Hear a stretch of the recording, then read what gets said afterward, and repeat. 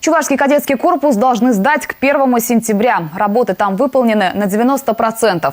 Стопроцентная готовность только у спального блока. Там уже установили мебель. До начала учебного года осталось всего 3 недели. Но в правительстве уверены, что строители успеют. Сегодня ход работ обсуждали на совещании у главы республики. Министр образования заверил, к 20 августа и в учебном корпусе начнут расставлять мебель.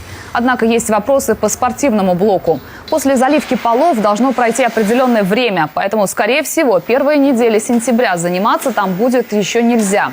Есть договоренность об аренде спортзала одной из чебоксарских школ. Строительство спортивного ядра с уличной площадкой, где можно играть в футбол, волейбол, баскетбол, а также беговыми дорожками, трибунами, раздевалками и плацем, потребовало дополнительных финансовых вложений. Напомню, работы пришлось приостанавливать из-за того, что в начале июля там произошел несчастный случай, погиб рабочий. Проведены дополнительные обследования, составлена смета работ по ликвидации бомбоубежища.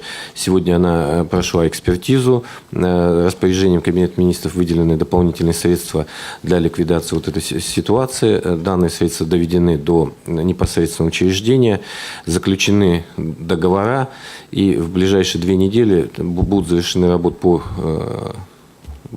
разборке бомбоубежища, ликвидации вот этой чрезвычайной ситуации, которая была. Как отметил глава республики, подрядчик, который выиграл конкурс на строительство кадетского корпуса, фирма «Старка», допустила отставание от графика. Компании пришлось привлекать несколько строительных организаций для субподряда. Михаил Игнатьев подчеркнул, к участникам аукциона надо подходить более строго, чтобы в погоне за выгодными госзаказами они не срывали сроки сдачи объекта. К слову, при строительстве кадетского корпуса проблем с оплатой работ нет. Финансирование идет в полном объеме. Вы когда видите, кто будет участвовать, когда итоги будем подводить, через налоговую службу уточняйте информацию для служебного пользования.